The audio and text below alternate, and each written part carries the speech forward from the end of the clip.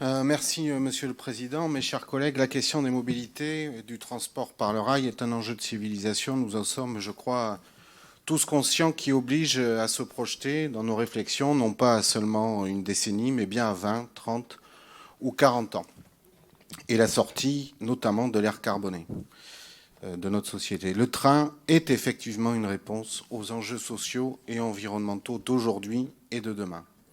Quand on parle du train, quand on parle des transports, mais aussi d'aménagement du territoire, on parle aussi d'aménagement du territoire. Et on ne peut extraire le débat qui est le nôtre des questions d'infrastructure et de leur nécessaire développement. Dans les années 60, il y avait encore en Gironde 342 km de voies ferrées, dont certaines d'ailleurs, à l'époque c'était pas encore l'avènement de la voiture, et le mode de déplacement privilégié des Françaises et des Français était effectivement le train et ce qu'on appelle aujourd'hui les trains du quotidien. Ironie de l'histoire, beaucoup de ces voies ont été depuis remplacées effectivement par des pistes cyclables.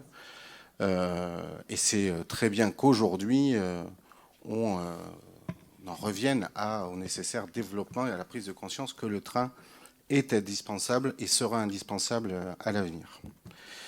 L'arrivée de la LGV, la création d'une LGV Bordeaux-Toulouse et Bordeaux-Dax, de l'avis des cheminots, permettra au moins l'ouverture de sillons pour les TER et pour le fret ferroviaire. On le sait, si c'est une condition nécessaire, elle n'est pas suffisante tant que l'État refusera de jouer pleinement son rôle. Le projet de LGV Bordeaux-Toulouse, Bordeaux-Dax, avec les AFSB, peut permettre effectivement de libérer des sillons et de développer ce que nous appelons les trains du quotidien et de créer ce que nous appelons ici le RER girondin, mais aussi de développer le fret. S'agissant du plan de financement qui nous est présenté, il démontre en vérité la poursuite du désengagement de l'État à propos des projets d'infrastructure qui vont conditionner le développement de notre territoire et celui d'Occitanie pour le siècle qui arrive. À peine 4 milliards sur les 14 que coûte le GPSO.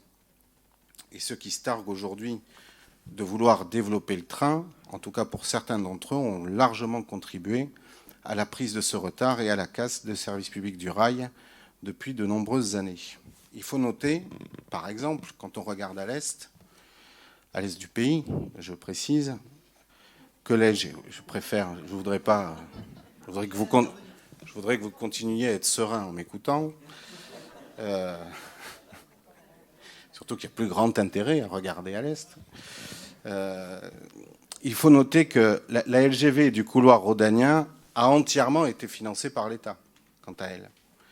Et que si les habitants d'Occitanie et de Nouvelle-Aquitaine bénéficient ou bénéficieront de cette nouvelle infrastructure, elle sera utile non seulement aux habitants de nos deux régions, mais aussi de celles et ceux d'Île-de-France et de Paris. Pourquoi ne pas alors les mettre à contribution ?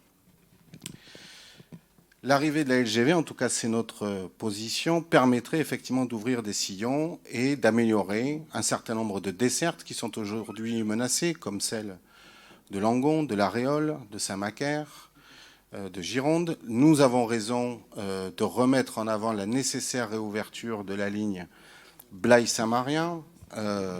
Nous pourrions aussi parler de la modernisation qui est indispensable de la ligne Bordeaux-Le-Verdon et du maintien de son électrification.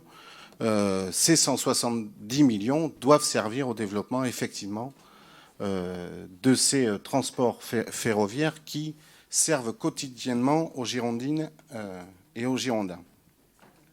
Enfin, le développement du RER girondin appelle aussi l'accélération et la mise en œuvre effective de la ligne de ceinture ferroviaire qui a été adoptée. Et là encore, sans les AFSB, ce RER girondin et cette ligne de ceinture ne pourraient voir le jour.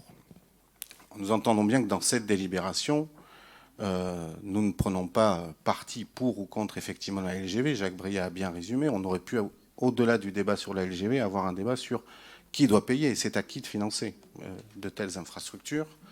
Mais le département insiste effectivement sur ces trains du quotidien sans vouloir prendre part au financement des AFSB. Mais je tiens à faire remarquer malgré tout qu'il faudra bien que quelqu'un le fasse. Pour toutes ces raisons, et pour obtenir effectivement de l'État et de la SNCF des garanties nécessaires au développement des trains du quotidien, dans notre région, dans notre département, nous voterons cette délibération, Monsieur le Président, en restant très attentif, exigeant et ambitieux pour le rail et pour un grand service public du transport ferroviaire. Je vous remercie.